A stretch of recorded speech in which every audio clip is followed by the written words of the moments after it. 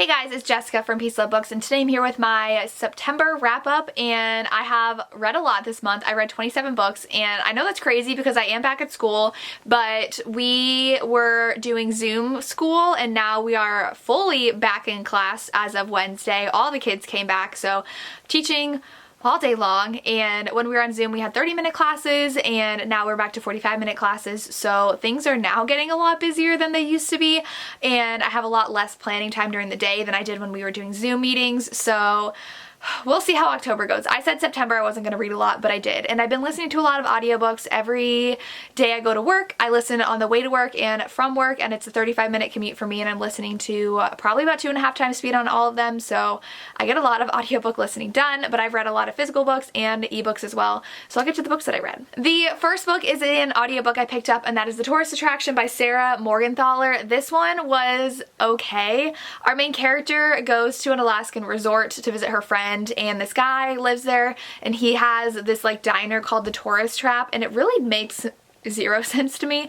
He's the only person working there, and it is a diner, and I don't know how he follows any of the codes that are necessary because he like has them clean for him, and he opens and closes whenever he feels like it, and he's the only one cooking and serving and doing everything. So very interesting premise, and she visits, and it was just okay. I wasn't the biggest fan of the romance. I think it was fine. I do think it kind of got very insta-lovey, and I didn't feel that connection between them by the end when they were like, well, they really love each other, and it was just an interesting romance, not really my cup of tea. I gave it 3 out of 5 stars. It wasn't horrible, but it was nothing special. Then I read an arc of When No One Is Watching by Alyssa Cole. This one has been super hyped lately, and I love Alyssa Cole's romances, and this is marketed as a thriller, and it deals with gentrification. So our main character is planning this tour of her neighborhood that's more authentic than the tour that she saw going through her neighborhood. It was very whitewashed, and she wants to do an authentic black-centric tour of her neighborhood and all the history behind it. And what's happening is people around in her neighborhood are disappearing, houses are being redone, white people are moving in, they're gentrifying her neighborhood, and there's something mysterious going on about it. And there's a romance too with her and this guy across the street who moved in with his awful girlfriend that's like they're having issues. And so this one, I will say I'm not a fan of how they marketed it. Even on the back it says it's a gripping thriller, and I don't think it was thrilling. I need my thrillers to really keep me on the edge of my seat and have a lot of plot twists. This really didn't. It felt more like of a mystery to me, and the ending felt very not connected to the rest of the book. It just took on an entirely new tone and a new kind of genre by the end, and the pacing was just very strange to me. It was really slow in some parts, and it moved very quickly by the end, and so I gave this 3 out of 5 stars. It wasn't my favorite. I really did love the topic that this was tackling and the messages it was sending, but as a thriller it was pretty lacking for me.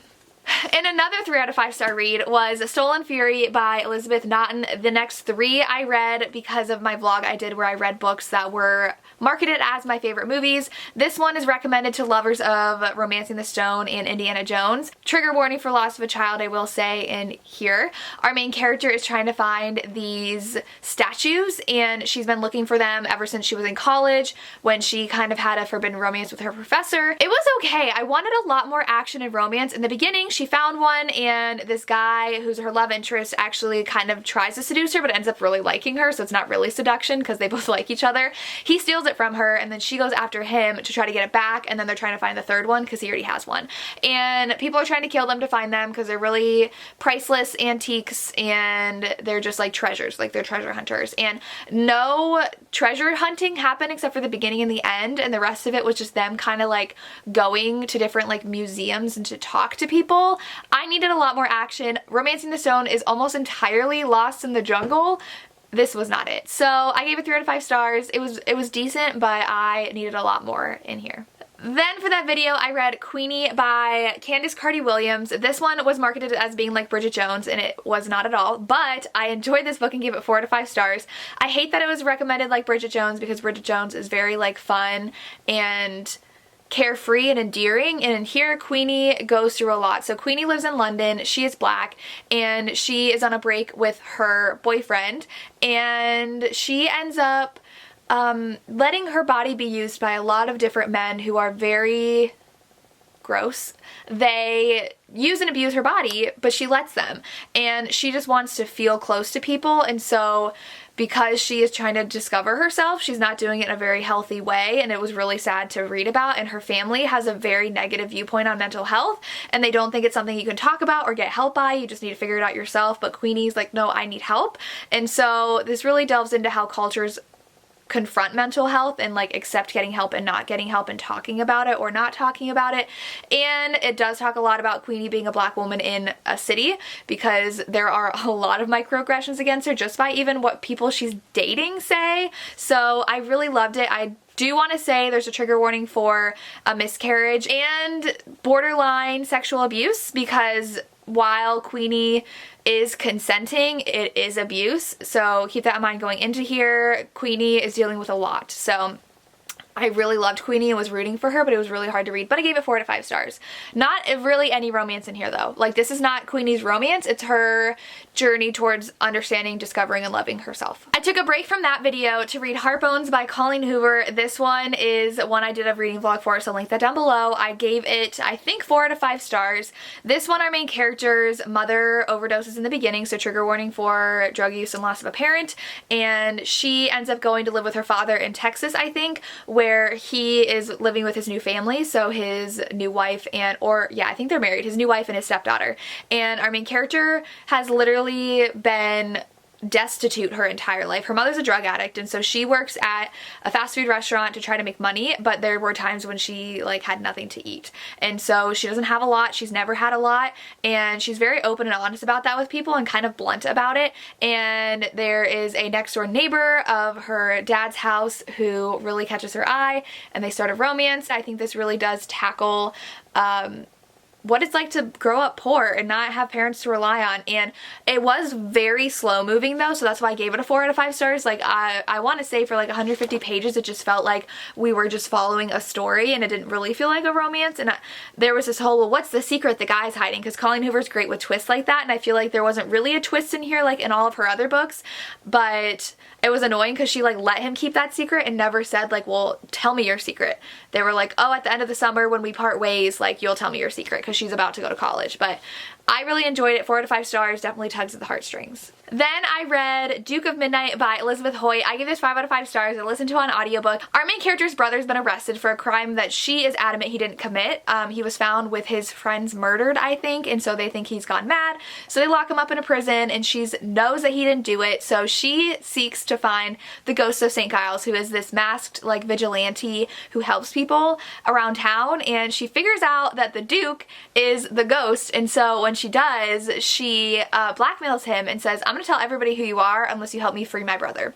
And they have a romance, and the Duke's sister is actually the one who has the book. She's blind, and she has her own book, which I've already read, and I absolutely adored that book. So I was really excited to see her as a side character in this one, because this one's before that one. I read them all out of order, but I absolutely love this. I loved how she was trying to get her brother back and kind of blackmailing him, but they were kind of falling for each other. And the Duke was already actually courting her cousin, who she was like a companion for. She lost all of her money, our main character, and so now she's like a companion for her cousin and pretty much just like follows her around and lets her have her season. And so he's supposed to be courting her cousin and falling for her instead. So it's a forbidden romance with some blackmail and some action. It was so good. 5 out of 5 stars. I recommend Elizabeth Hoyt. Then I listened to the audio of The Seduction of Miss Amelia Bell by Paula Quinn. I actually requested this on NetGalley like in 2014, 2015, 2014, and I'm trying to get my percentage up. I'm at like 82% and I'm trying to get it better. And so even though I know that's a good score, I just want to fix all the books that I requested like 7 years ago. And so this one I decided to listen to on audio, and our main character is the daughter of a well-known man who is like in politics, and she's betrothed to this really awful guy that she doesn't want to marry. And the Scottish guy is fighting for independence between Scotland and England, and there's political things happening that they're trying to make it so that England doesn't like own Scotland. I don't know the specifics of the politics between England and Scotland, but he's trying to get this treaty to not pass, and so he decides to kidnap her so that her father and her betrothed like won't sign this bill, and they end up falling in love. So I gave this one a 3 out of 5 stars. It was kind of slow and boring at times. I don't know if I was like absolutely in love with the romance, but I read it so I could review it, and that's what it is. I probably would like to read more of Paula Quinn's books, but it was just fine. Then I went back to the books for that video, reading books marketed like my favorite movies, and I read Tweet Q by Emma Lord. This one was so adorable. It's marketed as You've Got Mail for teens. Our two main characters' parents own separate like diners, burger places, and they get in a Twitter feud because they are running their parents' social media, and they get in a Twitter feud because the small diner accuses the big chain of stealing their grilled cheese recipe, and then they realize that they are actually in class together, they go to school together, and then on top of that they're secretly talking on this app that is at their school that has like anonymous people get to talk to each other. So they quickly find out though that they're behind the Twitter tweets, and so that's not as like confusing, but they're still talking to each other secretly on this app and don't know each other, is the one behind the anonymous name, and they're falling for each other there, they're falling for each other in real life, and it's really adorable. They're on the swim team, she swims, he dives, and there's a lot of fun moments there. I loved this. I do think it went on a little too long. I think I gave it 4.5 stars, but I really liked the conversations with their families that came up at the end. They're both dealing with separate things with their families, and I just could not recommend this enough. It was adorable. I need more YA like this because I could not get enough. The next book that I read, I listened to on audio, and that is Transcendent Kingdom by Yasi. And this one is not something I normally read. This one, our main character is a PhD student, and she's studying addiction in rats, and there is a trigger warning for loss of a loved one and addiction. Her brother did have an addiction when they were growing up. This read a lot like a memoir because we have her in the present as a PhD student, but we have so many flashbacks to her growing up with her mother and her brother, and her father has moved back to Ghana and conflict is happening there. She never really knew her father. He's never really been around, and it's talking about her relationship with her brother growing up, with her mother growing up, her mother now. There's a lot of talk about mental health, and I enjoyed this. I ended up giving it 4 to 5 stars. I don't know if I loved the structure of how the story was told because it was almost entirely about her past and not necessarily about what was presently happening, and I don't know if I loved the constant jump around. I mean, it kind of did work because it felt like more like a true story memoir, but I really enjoyed it, and the kind of relationships it explored and the effects of losing someone so young and how that's really affected her now and how she's trying to understand her science and how it connects to her life. So I really enjoyed that. 4 to 5 stars. Then I did a vlog where I read a bunch of Harlequin romances. So I read Bodyguard Boyfriend by Lisa Childs, and this one, our main character is the daughter of a judge. Someone is angry about the court case, and so they are threatening her life to get what they want out of the court case, and so she gets a bodyguard. And this one, I wanted so much more bodyguard romance, and we didn't really have it. It's her romance between her and her bodyguard. We didn't get a lot of them like out in public pretending to date. It was a lot more they just had to spend a lot of time together alone, and that's when they started falling for each other. And what annoyed me about her was that she constantly tried to lose her bodyguard, and I'm like, you know your life's at stake. You've seen the threats, like they've sent cut up pictures of her, yet she will try to lose him and go do something on her own. I was like, why do you need to do that alone? Like, he can come to like your meeting. I don't know, it was weird, but I gave it 3 out of 5 stars. I just wanted so much more bodyguard romance to this than what I got. Then I was in the mood for some romantic suspense, so I did listen to Unlawful Contact by Pamela Clare. This is actually book 3 in the series, and our main character is a journalist, and it starts in the beginning where she had a kind of fling with a boy in school, but it was like a one night together before he left. It was like everything to her, but then he had to leave, and I think he went to the military. And then we flash forward like 10 years later, and she is a reporter, and she's trying to save someone who someone's after her, and she knows that she's trying to start a new life, and she has a baby, and she just got out of jail, and then she disappeared, and she's like, there's no way she would have run away knowing her like parole rules. And so she's trying to uncover what happened to her. So this girl's brother's like, hey, I'll talk to you, and it happens to be the guy from her past. He knows the reason why she's gone is because someone's after her, and he knows what it's about. He doesn't know who it is, and so he ends up breaking out of jail with her as his like victim. He doesn't really want to hurt her, but he's using her to get out of jail, and so he's on the run, and they kind of fall for each other, and it was fine. I think I gave this 3.5 stars. I don't know if I was that interested in this like whole mystery about like who is after her. I don't know. I enjoyed it, but I don't think it was as amazing as it says. It has like super high reviews. This is number 1 on all the lists of like the best romantic suspense books, and it was just fine. I enjoyed it, but I don't know if I loved it, and so I think I gave it 3 out of 5 stars. I did. I feel like there was a lot going on in here, and it went on a long time, and I wasn't that in love with the romance, so I gave it 3 out of 5 stars. Maybe like 3.5, but I wasn't super impressed. Like, if it's number 1 on all the lists, I expect to be blown away, and I wasn't. Maybe it's because I didn't read the beginning of the series, but it was just fine. Then I read Temporary Wife Temptation by J.C. Lee. This one is book 1 of the series. Book 2 is already out. Book 3 comes out in December.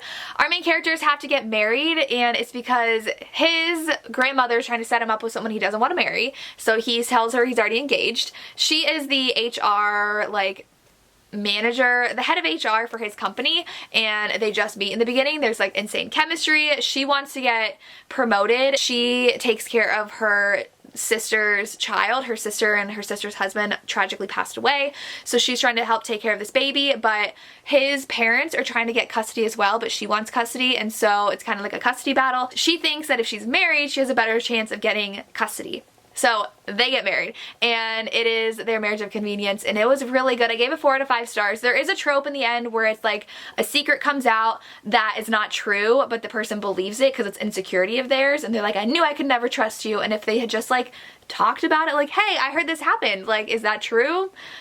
Everything would have been avoided, but that happened in the end here. But I still really enjoyed it. If you love Marriage of Convenience, I would recommend picking this up. Then I read My Sister the Serial Killer, and this one was not at all as I was expecting. So this is about a woman whose sister's a serial killer.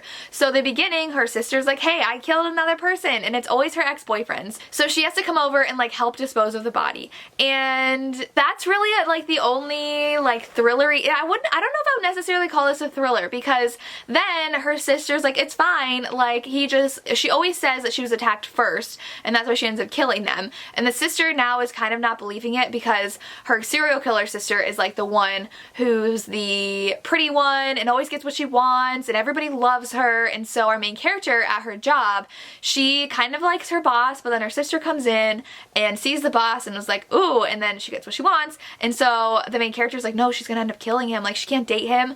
And it goes on from there, and it was fine. There wasn't a lot of thrillery action or anything, and I feel like very unsatisfied with the ending.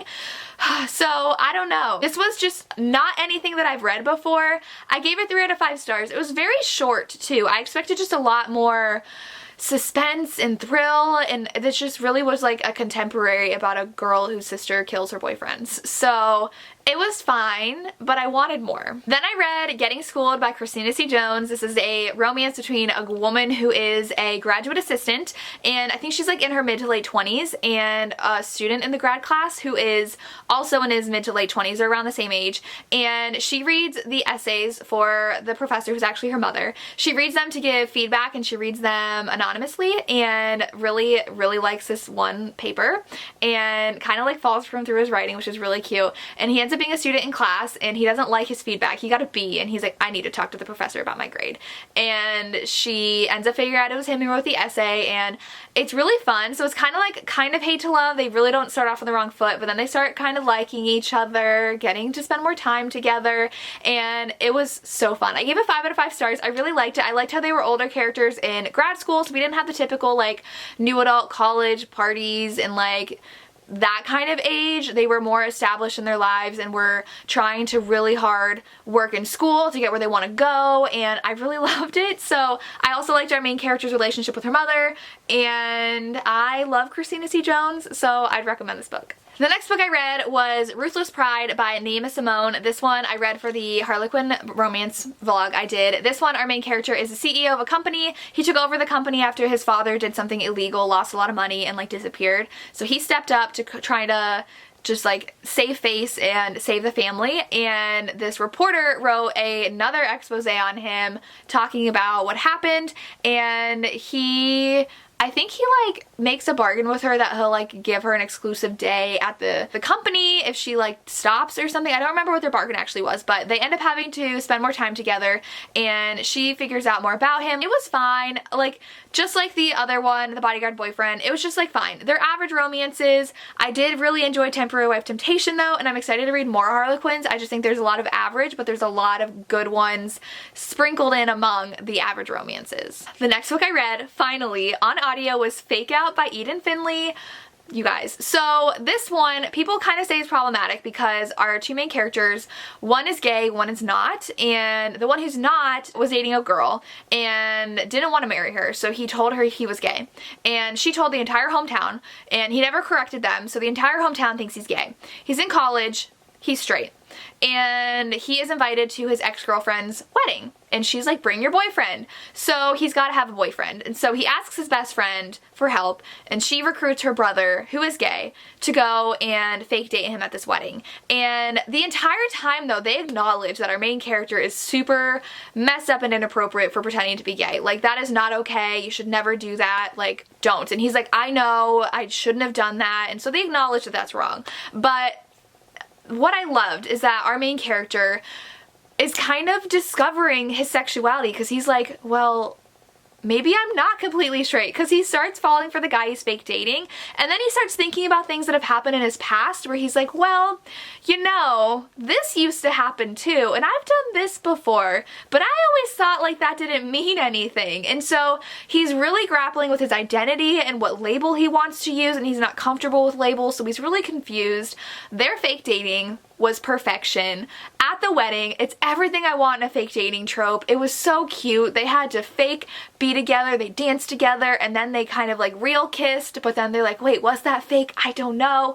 It was so good. And that was like maybe like 30-40% of the book, and then the rest was him like, you know what, I kind of really like you. The guy who's gay has already been burned in the past by someone who's like accused him of trying to turn him gay, and so he doesn't want to date someone who's not secure in their identity, as if it's like, oh, they just want to experiment with him or they really want to be with him. And so there was just so much to this that I absolutely loved. 5 out of 5 stars, and I couldn't wait to read book 2 because it had to do with another fake dating trope, so I did read book 2, but I loved this. I could not recommend it enough. Then I read Inevitable Conclusions by Christina C. Jones. This is a friends to lovers. It is Cora and I think it's Tariq, and they are best friends. They've been best friends for 20 years, and they've always ended up being like with benefits whenever they're both single, and anytime they date people though, they never like their relationship, which I get because they like have been together before, and they tried dating when they were very young, like in their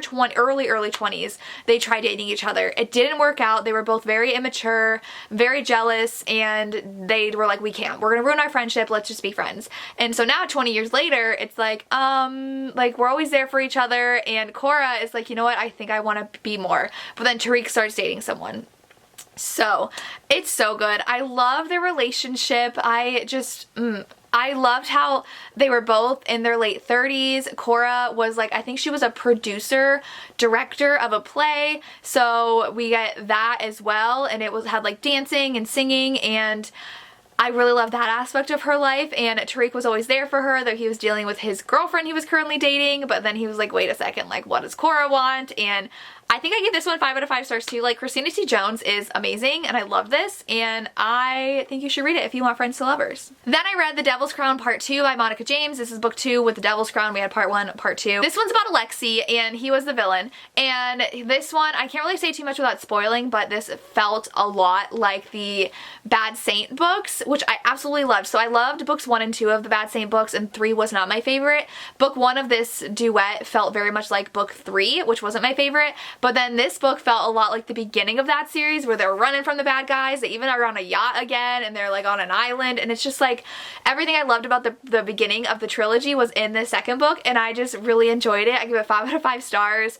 I loved the pacing. I loved all the danger and the romance as they started falling for each other even more now that they're like, well, we actually like each other, and trying to run from the bad guys, and I loved it. So 5 out of 5 stars for this one. I gave book 1 4 stars, but I love Monica James and her dark romances, so this was fun. I would definitely recommend reading the trilogy first to really understand Alexi and his background before you read these two, but if you've read that trilogy, pick these up. Then I listened to Trick Play by Eden Finley, which is Matt and Noah's story, and Matt is someone from the past of one of the characters in book 1, and Noah is the best friend of the other guy in book 1. They are fake dating. Matt is a football player, and I think he's a football player, because the other guy was a baseball player, so I'm pretty sure Matt was a football player, and he was actually outed without his consent. So someone took pictures of him in like a club with a guy, and so now he's got this reputation. No one really knew he was gay, and he got dropped from his team because of the scandal, and he's trying to fix his reputation. And so his manager, who is one of the characters from book 1, has set him up with Noah so that he can be a good boy reputation and be openly gay. And so Matt and Noah have to fake date and end up falling for each other. And Noah's this like spoiled rich boy who works for his dad, who's a politician, and his dad kind of is using him as like the token gay kid is what he feels like. He's only there to like for his father's image, and his father doesn't really care about him, and so that's really sad. Noah doesn't really get along with his family at all, and so Noah and Matt kind of bond together, and it was cute, but I feel like this one was really slow, and I really had a hard time connecting with their romance as I did in book 1. Like book 1, immediately I was like, yes, I love this angst and this tension and this heat, and I love them. Book 2, I didn't, so I don't know why, but I gave it 3 out of 5 stars. It just took me a long time to really care about the romance. In the end, I really did, but I wanted that initially, so 3 out of 5 stars. The next book I read was The Right Player by Candy Steiner. This one is about another football player. Makoa is actually Hawaiian, and he is a professional football player, and so he played in California before, and now he is trying to play for Chicago. So he's like on their initial team, but he has to make it through like tryouts and like the preseason before he can like make the actual team. Belle is actually the best friend from The Wrong Game, which is the spinoff. Like this is a spinoff of that book, and Belle is very much like not like other girls. I really did not like her character. She is like, I want to say 30, and she still is not over her college boyfriend who broke her heart. Her college boyfriend, she thought he would propose to her, and then he's like, no, I want to break up because you're not like the girl that I can take home to mom, you know, you're just a fun time. So for 10 years she has literally not wanted a real relationship because of that conversation, and I feel like that wasn't something that would like affect someone that much. Like, I don't know, to me I was like, okay, so one guy told you were fun and not someone he wanted to marry, and that's affected you for 10 years, and he was a football player, and for some reason that's made her like swear off football players, even though him being a football player had no reason for why he broke up with her. Makoa actually doesn't tell her he's a football player when they start dating, and we can all guess what their conflict's gonna be. So I was just waiting and waiting and waiting for that to come out, and I ended up giving this one 3.5 stars. It just wasn't my favorite, and I did not like Belle as a character, so that really prevented me from liking her romance. Makoa was a teddy bear though. He was super cute and adorable and just really wanted to love Belle. I don't know. There were just too many things that bugged me with this one, so I gave it 3.5 stars. I wanted a more likable heroine, and her backstory just like didn't really make sense to me. Then I listened to Set by Alexandria House. This is a novella. It was a really short audiobook. I think it was like 3 hours. And this one is a romance between a woman and a guy that used to go to high school with her. So he was like the bad boy in school, and everyone was scared of him. And she goes to a reunion and sees him again, and they have instant chemistry. They hook up, and then they start like hooking up all the time and like flying her out to where he is. And this one was good. I gave it 4 out of 5 stars. It was just like a really fun novella. I'm not sure I really like the format of the flashbacks, because it does flash back from the present and the past of when they like started hooking up until now when they still are, and they're like, where is this going? But it was fun, short, 4 out of 5 stars, nothing really I can complain about. Then I listened to White Hot Kiss by Jennifer L. Armentrout. This is a gargoyle demon romance. So she is half demon, half gargoyle, I'm pretty sure. And she's been living with the gargoyles who like protect Earth from demons. And so she always has to like pretend she's not a demon. She's ashamed of her demon side. She has no idea who her parents are though. And she's kind of crushing on the gargoyle that she's grown up with. And then a demon comes into the picture and she's like, maybe I like him. And so it's like kind of a love triangle, but not really, because you know she's not going to be with the gargoyle because she is part demon, and things happen. And so this was a lot of fun. I really enjoyed it. She is learning that like demons aren't all they appear to be, especially from what the gargoyles have said, and that ending was really good, and I really love her with that demon. So I can't wait to read the next book, and I know that there's a spinoff for the Gargoyles book that I really want to read. So I like this kind of paranormal fantasy kind of world, so I'm excited to read more in it. I gave it 4 out of 5 stars. The next book I read was on audio, and that is A Madness of Sunshine by Nalini Singh. I got this from the publisher a while ago, and so I saw it was on audio, decided to listen to it. This is Nalini Singh's thriller. It definitely was more like a mystery, and a very, very slow mystery. I gave it 2 out of 5 stars. It follows a cop who's like the sheriff in town of a very small town in New Zealand. In the beginning, a girl goes jogging and goes missing, and the entire book is them trying to find her. Our other main character is back in town after her husband passed away and he was cheating on her, and so she is just like lost, and she like helps the cop find out what happened to this girl, and that's literally this whole book, is them trying to figure out what happened to this girl. So there are really no twists or anything. A lot of characters that were hard to keep track of on audio. I wasn't really invested in the mystery. It was just a mystery. It was like the cop trying to figure out this mystery. So it was pretty boring, slow, 2 out of 5 stars. Then I read A Kingdom of Flesh and Fire by Jennifer Armentrout. This is book 2 in the Blood and Ash series. So I adored book 1, 5 out of 5 stars, one of my favorite books of the year. Our main character Poppy is a maiden, and there's vampires and ascended things, and not everything is as it seems in the castle with the royalty, and she falls in love with her bodyguard. And so this one is a continuation of that. I literally cannot tell you anything else, but I will say I gave this 3.5 stars. Too much world building, not enough plot. So they will sit around and talk and talk and talk about things, and what I thought book 2 was about is actually book 3. This is literally a gap between the action of book 1 and the action of book 3 that we were promised at the end of book 1. So the end of the book 1, they were going to go out and do something, and they didn't do it. They just talked about it. They stayed in like 1 or 2 places for far too long, and the romance really felt like it backtracked after the end of book 1 and had to build up again, which we already got in book 1, until they could trust each other again. So I wanted more and was disappointed. Then I read American Sweethearts by Adriana Herrera. This one I listened to on audio, and our main characters, this is actually an FM romance.